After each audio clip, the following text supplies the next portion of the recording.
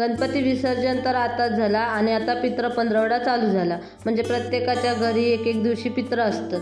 तर आमच्या पण घरी असतात. ह्यांच्या वडिलांचं ताट असतं, म्हणजे माझ्या मिस्टरांच्या मंगेशच्या वडिलांचं ताट असतं आणि त्या ताट असतं त्या चतुर्थीचं असतं. मग त्या दिवशी आमका पित्र घालूची लागतात.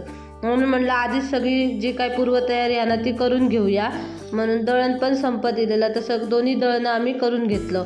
गव्हाचा पण दळण घेतला, कारण पित्राच्या दिवशी एक तर खीर चपाती तरी करूची लागता, नाहीतर मग पोळ्या करूच्या लागतात. आणि ह्या दोन्ही गोष्टींसाठी गव्हाचा पीठ ह्या लागतात. म्हणून गव्हाचा पिठाचं दळण करून आणला. आणि त्याच्याबरोबर म्हणलं आता गव्हाचं तर दळण करतच होत, तर त्याबरोबर ज्वारीचा पण केला, कारण आम्ही भाकरी पण खातो एक टाईम. आणि आता माकाना चपाती खायचं खूप कंटाळा होता, म्हणून भाकरी जरा बरी वाटता, म्हणून म्हटलं ज्वारीचा पण करून आणू. तर आता म्हटलं दोन्ही दळणं आणलेली आहेत तर चाळून घेते. म्हटलं दोन दळणं चाळून ठेवते, कारण कसा चाळून ठेवली ना की नंतर घाई गडबड होत नाही. ह्याच्या आधी मी चाळत नव्हतं, तर माझी ना लय गडबड व्हायची. काय सण असलो किंवा सकाळी टिफिन वगैरे बनवायचं असलो ना की लय त्रास व्हायचो माका सगळा. तर इथं मी दोन्ही दळणं आता चाळून घेते.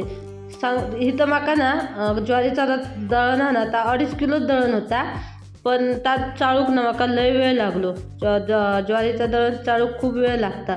त्या मनानं ना गव्हाचं दळण चाळूक वेळ लागत नाही. इथं मी ज्वारीचा 2.5 किलोचाच केलं होते, कारण कसा ज्वारीचा पीठ जर राहिला ना लय दिवस, तर आमच्या घरात माणसं किती, आम्ही 2 माणसं मोठी आणि पोरगी, हे काय कधीतरी येतात.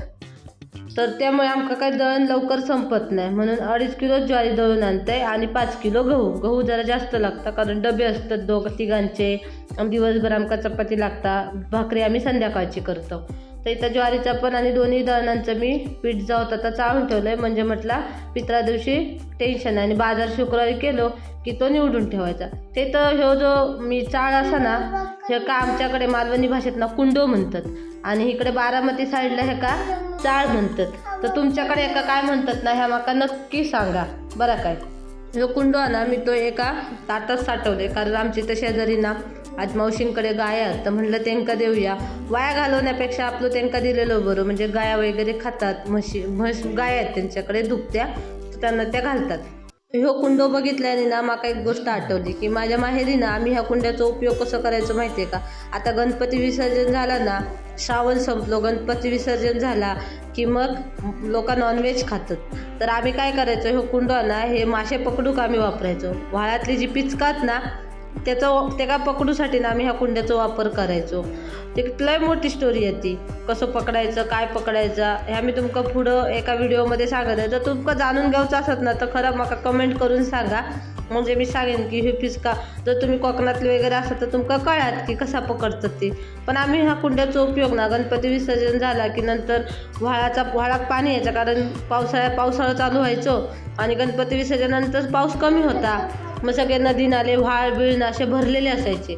मग त्या पाण्यात ना पिचका मासे बिशे सगळे यायचे ना, मग ते पकडूक आम्ही काय जण घरी, आणि जी माटी तोरणा लावायची ना ते तोरणा वापरून गरी वापरून मासे पकडायचे. तर आम्ही ना हे कुंडो वापरून टोपात मासे पकडायचो.